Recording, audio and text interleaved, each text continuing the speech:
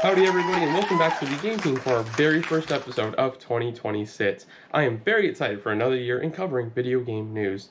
This week we got stories on Xbox's 2026 with rumors on Fallout Remasters, Tomb Raider casting news, and the New Game Plus showcase. So let's get into it all.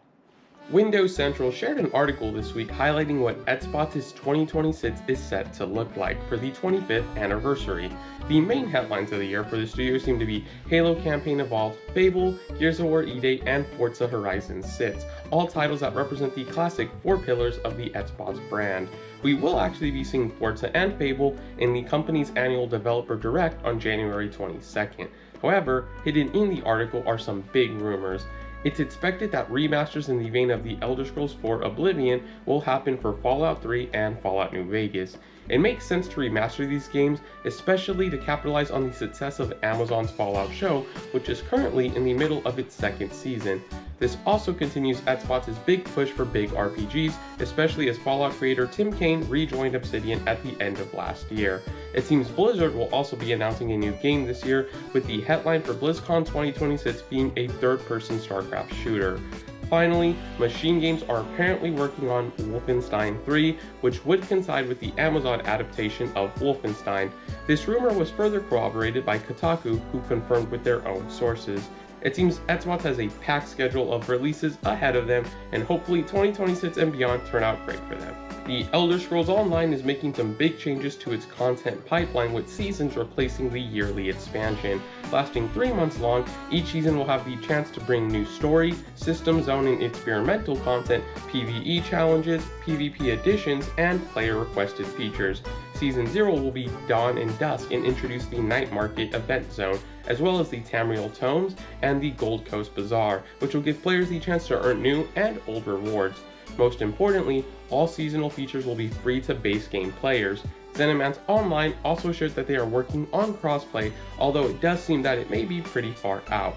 For an MMO that is over a decade old at this point, it's great to see them try new things to keep the game fresh. ESO Season 0 launches on April 29th. That isn't it for Xbox Game Studios news though, as Minecraft shared in a post this week that the baby mobs will be receiving a whole new look. Instead of just being the default models shrunk down with big heads, the baby mobs will now have unique designs of their very own. I'm personally a very big fan of the chicks. You can see the new designs yourself in the snapshot and preview versions of Minecraft available now. The Tomb Raider series from Phoebe Waller-Bridge and starring Sophie Turner as Lara Croft had a huge cast announcement. Sigourney Weaver will join the cast as Evelyn Wallace, a brand new character. The show will also see key characters from the series, with Jason Isaacs as Atlas de Monterey, Martin Bob Semple as Zip, and Bill Patterson as the wonderful Winston. Very excited to see the show when it premieres, especially as it seems we'll be getting an adaptation that blends the Survivor era and classic games, just like we are seeing with the recently announced Legacy of Atlantis and Catalyst. CES 2026 took place this week, with Nvidia sharing updates on the future of DLSS with DLSS 4.5. This update will introduce a second-gen transformer model for super resolution, dynamic multi-frame generation, and a new SIDSATS multi-frame generation mode. The idea is that this should introduce a superior image quality for all RTX users. 2026 will see a lot of games take advantage of this, with 007 First Light, Pragmata, Phantom Blade Zero, and Resident Evil Requiem all using the new features to enhance their games. Very nice to see, as with the recent AI boom, none of us will be able to afford to upgrade our GPUs anytime soon. In other CES news, Sony and Honda's Afeela car, yes that is a thing, will have Astrobot and Gran Turismo themes that come with custom wallpapers and even e-motor sounds. The car will also support PlayStation Remote Play with DualSense support. And while I don't buy into that whole PS5 has no games thing, you gotta admit the jokes kind of write themselves. A brand new showcase premiere this week with the New Games Plus showcase, which had an insane 45 trailers for previously announced games. Since that is a lot of trailers, here are my personal highlights. The Blood of Dawnwalker is coming this year from former Witcher 3 devs. Players will have 30 in-game days to complete the game, and in the interview, they shared that the game's difficulty will adjust depending on if you choose to play a more aggressive style at night with your powers, or complete missions during the day without your powers. We then got a great look at an early prototype for Project Shadowlight, a very unique looking game with one of the best art styles I have ever seen. The game will be inspired by classic immersive sims and even have an in-depth spatial 3D audio system. Then, Owlcat shared more on The Expanse Osiris Reborn, their next big RPG. Players will have a lot of experimentation with their playstyles, with every mission having the ability to be taken on with a vast armory of weapons. One key point of the game is that choices, with the faction you choose, the crew you build, and the romances you pursue, all being some of the things they highlighted. Really excited for this one. Obsidian also made an appearance at the event to show off new updates on Avowed and Grounded 2. Avowed is adding the ability to play as multiple races, a photo mode, New Game Plus, and it will also be coming to PlayStation 5 on February 17th. Grounded 2 will be receiving a whole new biome with pumpkins, new bugs like the cricket, a ladybug buggy, and the return of Wasp. Mundfish showed off trailers for the final Atomic Hearts DLC and the Cube. I would love to describe what's happening in these trailers, but all I can really say is I respect the ambition of what they seem to be going for. The Division 2 is set to be getting a big update after all these years with its new Survivors mode.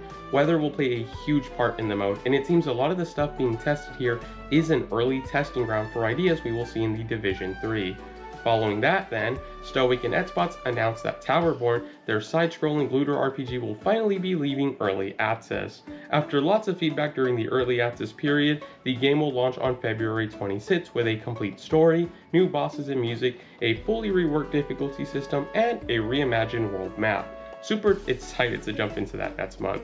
Finally, before the last big reveal, we got new trailers for Take 101, a Backrooms-inspired game shaped by the Kubler-Ross model, Densha Attack, which still looks absolutely amazing and is set for a spring release, the next big content drop for Core Keeper and Void and Voltage, launching on January 28th, and Dino Blade, an action game where you play as a dinosaur wielding a sword. That may actually be the greatest game ever made, and I'll definitely be giving the demo on Steam a spin. The final trailer was a new look at Crimson Desert, the open-world action-adventure spin-off of Black Desert. The dev showed that the map is absolutely huge and that the systems in the game will allow you to headcanon your very own character. Interactivity also seems to be at the heart of the game, with characters and quests being a big part of that. Personally, the thing that excites me is the puzzles you can do on these Sky Islands. Crimson Desert launches on March 19th, and for their first showcase, I think the New Game Plus is on its way to being something to look forward to with some very small refinements.